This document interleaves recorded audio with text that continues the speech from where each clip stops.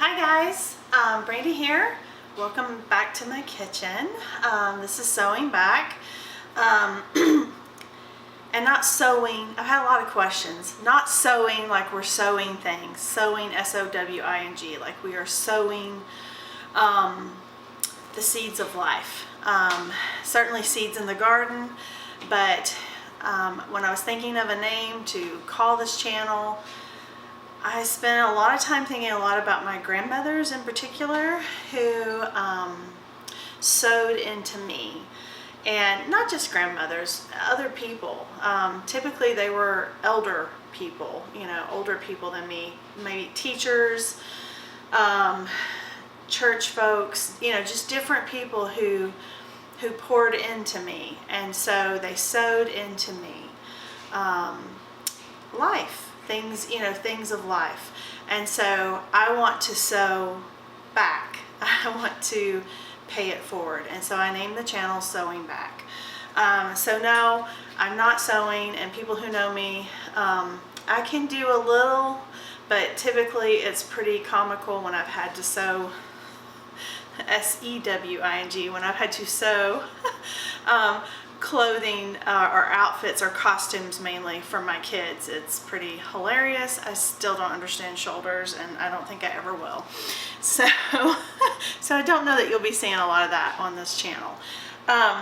Today I am in the kitchen, but I wanted to talk to you for a minute about the coming month of October. Saturday is October 1st, and last month I did a pantry clean out so that I could actually organize my pantry and really understand and see what I had. I had collected a lot of stuff particularly during 2020 when really my grocery habits and things totally changed because of what was going on. I didn't want to spend a lot of time in the grocery store, pretty early on in the pandemic. Matter of fact, I know locally they were asking us, to let seniors go in the mornings, and so I was just trying to be thoughtful when I went, and I really got into a habit of going maybe once a week or once every 2 weeks, and so I would stock up. And what that meant is I had an abundance of things downstairs, because at the same time as that was going on, I've always frequented farmers markets, but more like on the little fun thing, and I really started meeting my farmers, and I tried a lot of different markets. I found vendors to get my meats, and I really changed a lot as to how I was bringing in food for my home. So I had an abundance of things I had kind of stocked up on the shelf. I'm sure some of you have some of those same things. And we started eating, I guess, more local, more fresh, and we've always gardened. We've never gardened to the level we're gardening now because we just didn't have the sunlight. And things, if you don't have sunlight, they don't grow real well. And we have all of that now since we've removed trees and all that great things. So I cleaned out the pantry, and I saw what I had. I was actually going to throw away a lot of food because the date was off. And so I did some research because I was just like, I don't want to get rid of all of this. And I just seemed so wasteful and such a bad example of taking care of what God has given you, and not being a good steward. And I want to be a good steward. I want to set that example for my children. Maybe one day I'll have grandchildren. and I just think it's the right thing, because if I'm a good steward with these things, then I can be a good steward. I should have an abundance if I'm managing and doing things right, that I can give more and help others who maybe they're having a difficult time or whatever. Maybe there's an illness. You could fill in the blank. And I would rather be one of those people that if I knew someone was in need, I could fill, maybe part of that need or all of that need. Because I think that that's kind of how we were created to be. And we're all at different levels on this. And so that's kind of where I'm coming from. So I wanted to set a challenge for myself for October. I don't have like a little snazzy name. I know they like Souptembers and Croctobers and all of those things. I don't have a fancy name. I'm not really a fancy person. I'm just kind of a regular kind of gal. And so, but one of the things I learned from my many years of teaching is you can't show up in your classroom and wing it. It doesn't work. And it's really, that's not the mark of a good teacher. You need to come prepared. And so I really want to encourage you in your homes that you want to be prepared by putting a little work. And it may be a little weird at first if you're not used to doing this, but putting a little work, making a plan, and then sticking to your plan. However, you need to also be a little flexible because life happens. My challenge is going to be for October. It is a pantry challenge, and I'm going to be trying to use up items that I have in my pantry. I did some research before I got rid of a lot of those things that I thought were out of date and not safe to eat. And found out that no, actually a lot of those things are still okay. That was a best by date. I did get rid of a few things because I saw on a couple pasta sauces it actually had mold growing in the jars. These were not things I made, these were actually things from the grocery store. And so I knew that wasn't safe. So I got rid of those. I had a couple cans that were dented and the wrong way, and a couple that had rust. And so I got rid of those. And the other things, they went back on my pantry, but they're at the front of the pantry. I have a special section on my pantry that we are eating out of. And we've actually already used a few of those things. We're still here. We didn't get sick or any of those kinds of things. I will try to insert a picture. I found a picture from, it wasn't from my home state. It was in, I think it was up in a university, I think it was in Pennsylvania, that lists what those things, the different products, you know, if it's soups, pasta sauce, and what those best by dates are. So that if you find those things in your pantry, you don't necessarily toss them, but you move them to the front of the pantry and you actually use them. So if I'm going to do a challenge, I need to have a goal. And so my goal is I want to try to save money that I would have normally spent on groceries, that I don't need to spend on groceries because I have a lot of groceries here. Now I don't have all the things I'm going to need because there's fresh items that I have to replace each week. So I'm giving myself a tight budget to live by, and the money that I would have normally spent, I want to be able to save and put back, because last year I bought about a third of a share. It was supposed to be a quarter share of a cow, and it was a smaller cow, and so it actually came out to about a third of a share of a cow, and through a local farmer. That local farmer has had a tremendous amount of health issues that have come up this year. I don't even know for sure if they'll be able to do the shares this late. They usually do it late fall around Christmas time. I'm hoping that they do, and I'm hoping that I can save up enough money so that I can buy one of those shares to replenish what I have taken out of my freezer. It does two things. It stocks me up for the next year, because this has taken us really all year to eat the beef out of our, and we don't eat beef all the time. We really probably have beef once or twice a week, something like that. So, so that's one thing that I'm thinking of, and I know that it helps someone in need. If that doesn't work out, then I have some other alternatives with some other farmers where maybe I can do something similar.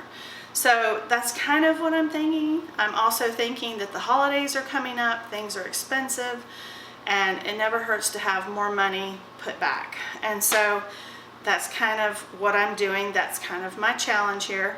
We are not eating out for the month of October. We don't have any birthdays. We really don't eat out a whole lot anyway.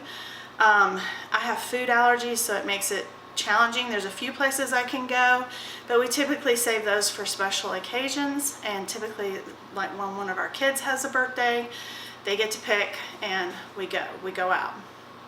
And so what I did is I just went on to my search engine and I put in an October 2022 blank calendar that I could write on. I am somebody who likes to write on paper. If you are not one of those people, you like to type it in, get one you can type in, okay? Nothing wrong with that if that's who you are. I like to write on paper. Drives my husband crazy. I like paper. And there's something for me that sinks in when I actually have the physical movement of writing things down. It's why I take notes at church, because I'm engaged and I'm active, and it just helps me, okay? It's just how I learn. So what I did is I printed off my blank calendar. I had a few things I needed to go in and put in. Like we're on fall break this week. Next week, we're back to school, and so that, you know, kind of changes our schedule a little bit. The following week, basketball season starts for us, so we have basketball practices 4 nights a week. My son also has the PSAT that week, so I made sure to put that on my calendar. He also has a fall retreat with his high school, for their school they do. The next week, of course, we continue with basketball practice, same with the next week, and at the end of the month, we actually start having games. So October was a good month for me to try to get my pantry to start kind of using up those things that I want to get out of the pantry. But that doesn't mean that I want to totally deplete my pantry. I have a good thing. I mean, it's strong.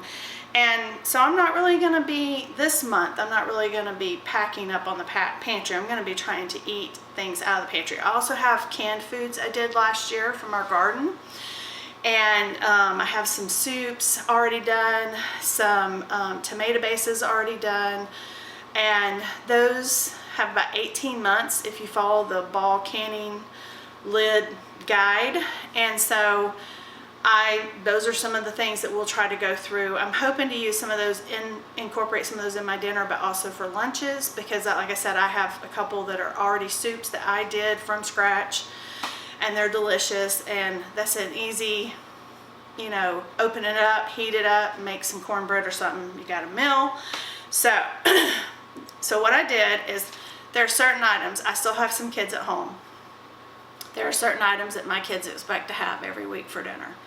If you're not in that season of life, well, then you have a lot more freedom to do other things. I'm not. So I'm moving closer to that season, but when I still have kids at home, I want to honor some of those favorite things that they like. So we always have Taco Tuesday. We typically do sourdough pizza once a week, usually a Friday, Saturday. We usually have burgers a few times a month. The tacos, though, is a weekly thing for sure. Pizza's become pretty much a weekly, and honestly, that one's just easy for me, and they like it. So that works, especially on a Friday when you don't want to do a whole lot of stuff. So the other thing that I do is I know other kind of favorites that they have, and I know things that they don't like. And so I look at their schedules and I know, like, oh, well, this one child who can't stand this thing, I'm going to put these meals on a Thursday night because he has late college classes. He doesn't eat at home that day.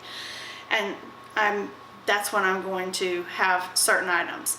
I'll say my other son, he pretty much will eat what we eat. So it's not as big a deal for him. The other thing I try to do is I'm trying in the month of October to add at least one new recipe I have not made before. You don't want to get in a rut, and the best way to not get in a rut is to try something new. And so I've kind of been doing some research on that, and I've got a few of those recipes. So I wanted to show you what I've been looking at. This is my calendar, and I'll insert a picture at the end so you can see what's on all of my new. So I had a new recipe for each week, and then Wednesdays, with the exception of this week, I don't have to cook on Wednesdays because we have a church dinner at our church. And if our church is ever making something I can't have, a lot of times I can bring something to add to it, because they usually almost always have a salad, like a salad bar, and I can always have that. So a lot of times I might bring a protein or something if I can't have what the main thing is that they're doing. But on my menu you'll see church dinner, sub or soup, because I have that stuff here. We have lots of soups on the shelf. That if something came up and we didn't go to church, somebody was feeling bad, what have you, those are our options. So I have made my dinner plan. I have set a budget of, I'm allowing myself $100 a week for fresh things. I know I'll have to get dairy. I know I'll have to get some lunch things for my son's lunch, because he has to take his lunch, except for Fridays. They have fast food Friday, but the rest of the week he has to take his lunch. That's not something I can necessarily stock up for the whole month. And like I said, the dairy stuff, I do have an Azure order coming.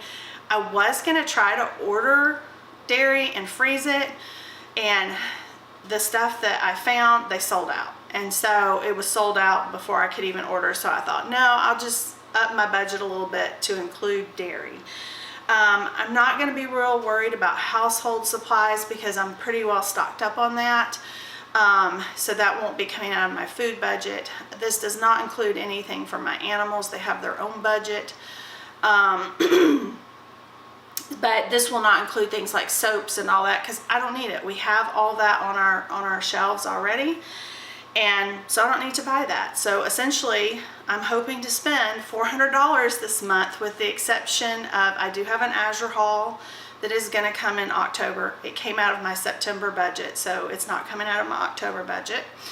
I also know of 2 trips that we're going to take, and those will not be included in the 400. One of them is we make a trek up to Ellijay, Georgia. It's the apple capital of Georgia. And we get like a big haul of apples and stuff, and that's what I put back. I do apple butters, applesauce, I do dry apple rings, all the apple things.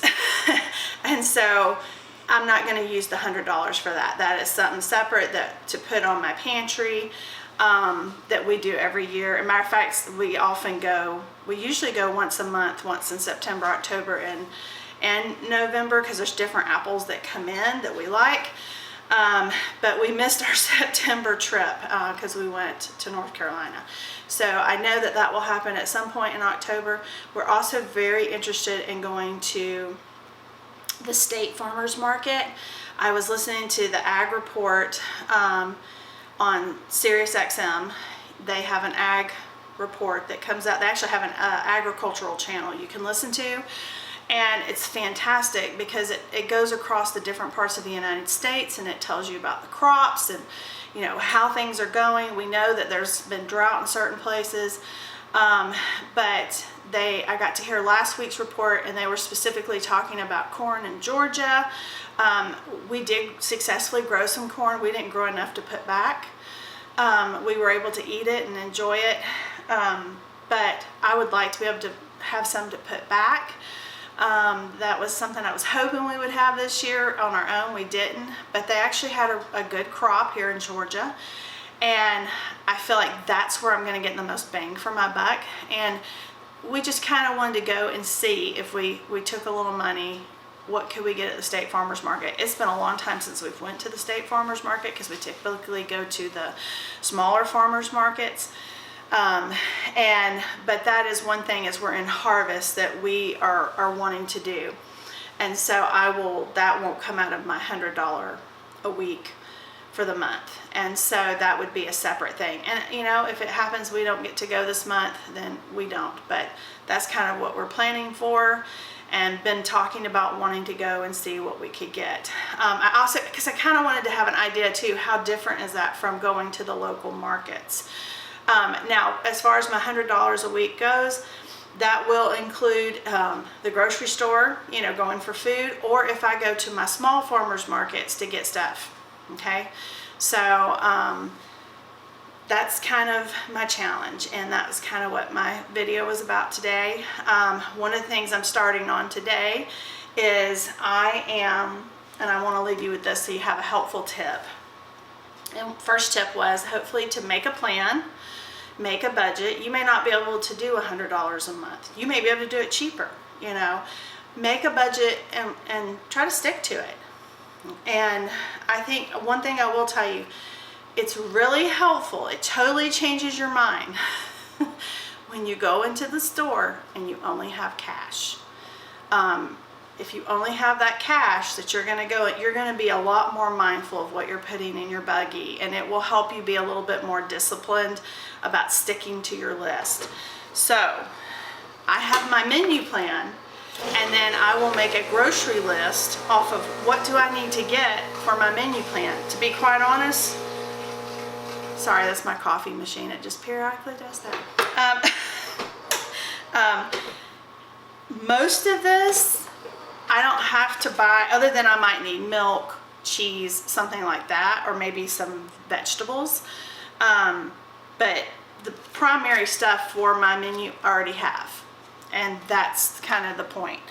But making that broad menu, knowing that you may have to be flexible, so maybe you eat canned soup one night when you had something else on your menu because something came up or you didn't feel good or life just stunk that day or whatever.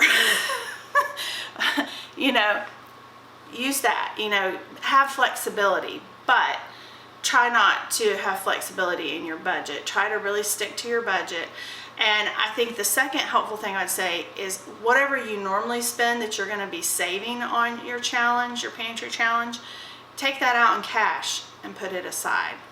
Because that way at the end of the month, that cash didn't get spent on something else, and that's what you saved. And that can be the money for your goal, whether you're saving it for the holidays, maybe you want to travel home for maybe Thanksgiving, Christmas, whatever you might celebrate.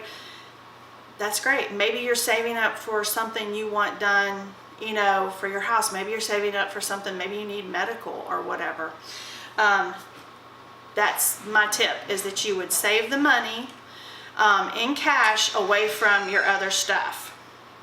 So my next tip that I'm going to show you is, I already have a video on my oatmeal bake that I did back in the spring. I did it with, I had made a strawberry jam, a low sugar strawberry jam. And today I'm doing it with pumpkin. And so this is my tip. Everybody's all about pumpkin. I took the seeds out, I actually dehydrated the seeds, and we ate them. We love pumpkin seeds. And so I did that, and then I cleaned the skin really well with white vinegar. Well, I washed it, dried it, then I did the white vinegar. Then I chopped it up, skin on, put it in my Instapot, and I pressure cooked it. Once it was done, I took my immersion blender and I broke it all up into a pumpkin puree, okay? And this is a freezer bag, and it says 11/8/21, and I'll put some pictures of what I did, because I know I have pictures. I don't know if I have any video, but I know I have pictures of what I did. And I got, off of that one pumpkin, this is 2 cups of puree pumpkin, and I got 8 of these. So I got 16 cups off that one pumpkin by using my Instapot and my immersion blender. And we've been using this to make pumpkin bread. I did it to make pumpkin pie last Thanksgiving. So I actually used real pumpkin from the, I didn't grow the pumpkin. I did try to grow a pumpkin last year. Didn't have success. The squash bugs, they beat me last year. But this year I got my own pumpkins. But I tell you that because that's another way you can save. And then you can put this, I laid it flat, it just stacked up in my freezer, so it didn't take up a ton of space. And this has been really nice to have on hand, because there's other times of the year when you might want pumpkin besides just right now. So that is one tip. Or if you get a good deal on it and you just want to get one, don't think that once you're through decorating, maybe you have it out front on your porch or whatever, just clean it really good and you can still use it. If you do have chickens though, you can totally feed the whole thing to the chickens. They love it and it's good for them.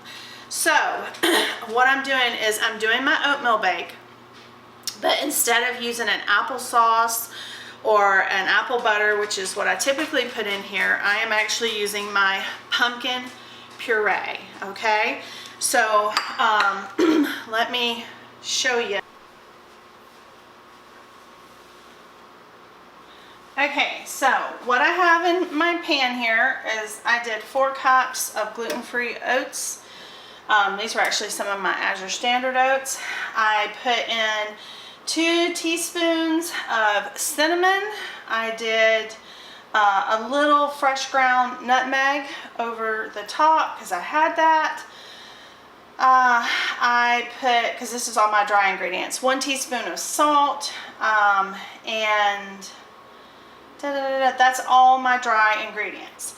So I'm going to take my fork, so just so you can see. That's all my dry ingredients I put in this pan. Oh, and I put half a cup of coconut sugar. Now, this is not going to be super sweet.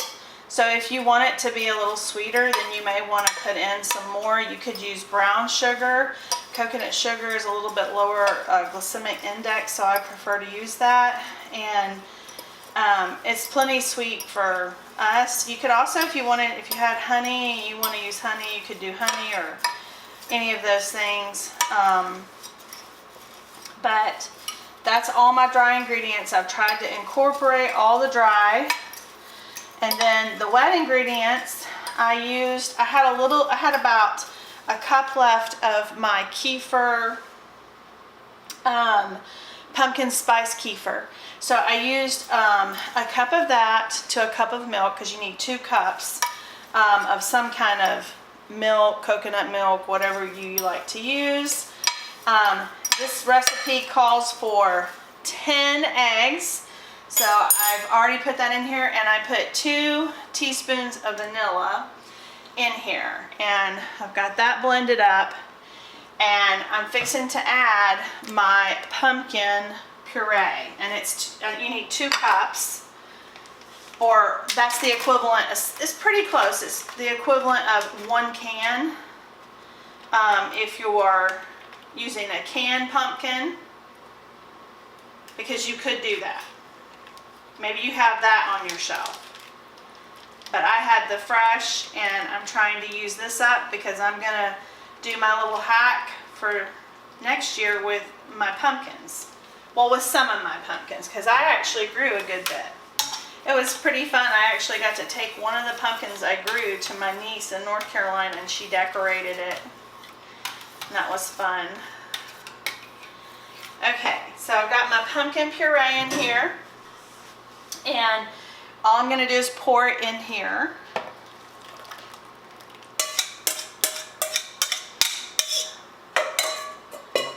And then you're just going to mix it together. And you kind of want it, I found using a fork, otherwise it kind of clumps together, because oatmeal has a lot of fiber in it. And so I just want to get the liquid and the dry ingredients very well incorporated. And for this recipe, one of the things that we love in our oatmeal bake, I do a sliced almond and pumpkin seeds. So that's going to go really great with these flavors already. And I typically do like a dried fruit, like could be a dried cranberry. You could do, I've done apple pieces, I've actually done strawberries,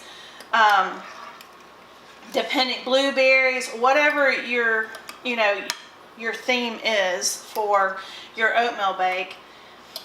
And today, because one of the things that we like the best, like when we make pumpkin bread and stuff like that, is we like chocolate.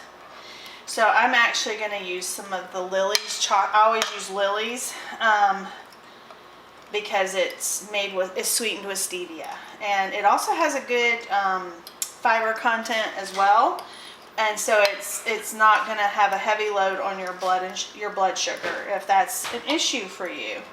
So I've got this really well incorporated, and so what I'm going to do is I have, let's see, this is a half a cup but you really only want to use 1/3 cup, and you could use a different nut. I just have nut allergies. This is the only nut I can have. So I'm going to do, and I like the crunch. So I'm going to do, I think I just did too much. You really want 1/3 cup. I just did 1/2 cup because I was doing 2 things at once. And then I'm going to do some pumpkin seeds. I get these almonds and the pumpkin seeds from Azure. And I like the texture that it gives. And then we're going to do, I'm actually going to do probably closer to 1/2 cup on the chocolate chips. And Lily's has a lot of different flavors. They have the dark chocolate, which these are, I think most of these are dark chocolate. Some of them might be milk chocolate, but and I'm going to put these in here. And I want to try to mix up my nuts, or my seeds and my nuts, so that I don't have a big clump of almond or a big clump of pumpkin seeds. You want it kind of well incorporated. And I might actually do a little bit more of the chocolate because they're a little bit bigger. And I want those to be in a little bit of each bite. Or maybe not each bite, but each piece that you cut. Okay, so I got that. The last thing that you want to do is you just dollop with a little bit of butter. My oven is preheated to 350 degrees, and I'm going to bake it for about 50 minutes. And you want it to set for maybe 10 minutes before you cut into it. Plus it's really hot. And then you can just put it in the refrigerator. It reheats great, and it's delicious. I eat this a lot of times for lunch, but I'm doing this so that we have breakfast done. I already did some more pumpkin, kefir pumpkin pancakes, which I've put in a freezer bag, thinking ahead. And I'm going to probably do some blueberry muffins because I have some blueberries from my blueberry trek that I took this summer. And that will probably set us up pretty well. Plus we have eggs and stuff like that for breakfasts and stuff. So I'm going to put this in the oven and get it cooked up. I'll take a picture and put it in at the end so you can see what it looks like if you're interested. I don't have this typed up. I have the original recipe on the original video, and I just switch out ingredients. And so I recommend you do that. And this is gluten-free. There was nothing in here that had gluten. And so if that's an issue for you, this one's a great one. And it's very filling. Matter of fact, when we eat this for breakfast, a lot of times we don't really eat lunch. Because we're just not necessarily very hungry. You know, we might have some fruit or something as a snack, and then just eat an earlier dinner. So I also wanted to show you very quickly, this is my menu board. I put this up every week. With what we're having for dinner. I have my other thing for me. This is so my kids know this is what's for dinner for the week. Alright guys, so that's my video today. I know I talked a good bit. I hope it will encourage you to make an October plan, whatever that plan is for you, and to follow it. And I hope you'll take some of the tips. And at the end of the month, you'll have a reward of some sort that, you know, to meet your goal, whatever your goal is for you. If you found value in this, I would love it if you would like our video, share our video, subscribe to our channel. I will, during the month of October, I'm going to kind of do little snippets of what we ate in a week for dinner. I'll probably just do dinner following our menu. So I will be using that kind of as an accountability. I'm thinking that video will probably come out on Fridays if that interests you, if you want to follow along. If you're going to try to do the challenge to some degree, please comment below and kind of give ideas of how you're going to do it. Maybe you do your menus a different way. Maybe you follow a subscription. Maybe you have good information. Maybe you have a good recipe to share. Love for you to do that in the comments that others might want to try. This is really open to however you eat. You know, if you're vegan, if you are gluten-free, if you're a sourdough follower, if you're a cooker from scratch, if you're kind of somewhere in between. I think I'm a little bit of all the above. Do it all. And get creative. And so I thank you for watching the video.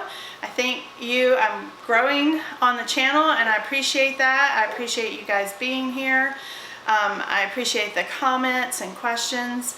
I do my best to try to give thoughtful answers, and I'm learning things from some of the questions, and I like to learn, so that's great. I also want to say we do have a Facebook page called Sewing Back, the same name. It does have some things local. It has, of course, I put the videos there, but it also will have some other recipes, other things that people like to share and put up there. Love to have you there as well if you're interested. Thanks again, and we'll see you next time.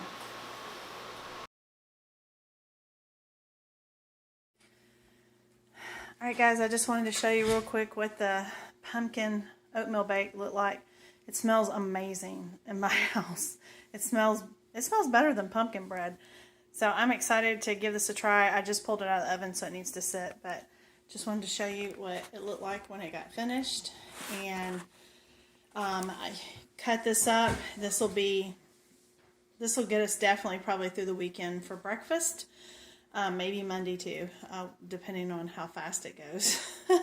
I will tell you that this is very filling, so you don't have to have a ton of it. I'd love to top this with goat cheese. If you like goat cheese, I do. If you don't, you may not like it.